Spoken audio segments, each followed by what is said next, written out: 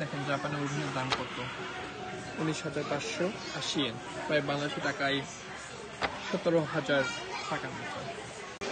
আপনারা সবাই জানেন যে জাপানের ইলেকট্রিক প্রোডাক্টগুলো অনেক ভালো হয়, অনেক দিন টিকসই হয় এবং দামও কিন্তু অনেক এক্সপেন্সিভ হয়। দেখেন মেশিনটা, এটার দাম কত টাকা, প্রায় 8,778 টাকা। এটা যদি বাংলাদেশে নিয়ে যাওয়া হয় মিনিমাম 10,000 টাকার কাছাকাছি চলে যাবে, যদিও জাপানি ইয়েন, বাট কনভার্ট করলে দেখা যাচ্ছে ওই সেম প্রাইসে চলে আসে।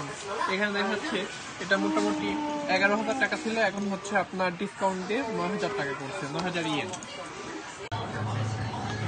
জাপানের সব খাবারের কিন্তু কীভাবে প্যাকেটিং করে রাখা হয়, আমাদের যেমন হচ্ছে খাবারগুলো প্যাকেটিং করার জন্য সব খাবার দেখবেন প্যাকেটিং করা, প্যাকেটিং করে খাবার রাখলে জিনিসগুলো অনেক ভালো থাকে এবং স্বাস্থ্যের জন্যও ভালো। আজকে আমি দেখাবো জাপানের কসমেটিকের দাম কেমন হয়। এগুলোকে নেল পালিশ বলা হয়। এখন দেখা যাচ্ছে হচ্ছে 1430 yen, মোটামুটি এটার দাম হচ্ছে 1100 থেকে 1200 টাকার মতো। এরপর জাপানিজ জাপানিজ প্রোডাক্টের ভ্যালু আপনারা সবাই জানেন, অনেক এক্সপেন্সিভ হয়ে থাকে। তো জাপানে এই ধরনের দাম, তো এটা বাংলাদেশে নিয়ে গেলে কতটা এক্সপেন্সিভ হবে, এখানে ভ্যাট আসছে, ট্যাক্স আছে, আরও অনেক কিছু ইনক্লুড হবে, এই জন্য দামগুলো আরও অনেক বেড়ে যাবে। এটা একটা জাপানের সুপার মল, এখানে সব ধরনের প্রোডাক্ট দেখতে পাবেন, ইলেকট্রিক প্রোডাক্ট।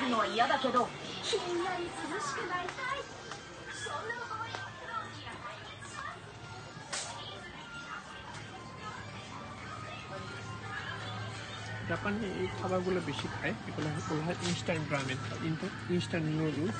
এখানে জাস্ট পানি দিলে এটা অটোমেটিক খাবার রান্না হয়ে যায়, পানি দিয়ে রেখে দিলে। এটা হচ্ছে কয়েন রান্দরি। জাপানিজ যারা গরিব আছে, যাদের বাসায় হচ্ছে ওয়াশিং মেশিন নাই, তারা এগুলো ইউজ করে থাকে। এটা হচ্ছে কাপড় ধোয়ার মেশিন, যদি আমার বাসায় আছে, এখানে মোটামুটি 26 মিনিটে 1,000 টাকা দিয়ে যে কোনো জিনিস এখানে নিতে পারবে। এখানে অনেকগুলো আছে, আসলে মোটামুটি এখানে হচ্ছে যেসব ফুতন আছে বা হচ্ছে লেপ বলা হয়, কম্বল বলা হয়, এগুলো মোটামুটি সবাই এখানে ধোয়ার জন্য নিয়ে আসে। আর জামা কাপড় ধোয়ার জন্য মোটামুটি সবার বাসায় ওয়াশিং মেশিন থাকে। তো এই ধরনের বড় বড় ওয়াশিং মেশিন আসলে কেনাও অনেক ব্যয়বহুল, তো সবাই এখানে এসে দেখা যায় ধুতো করে।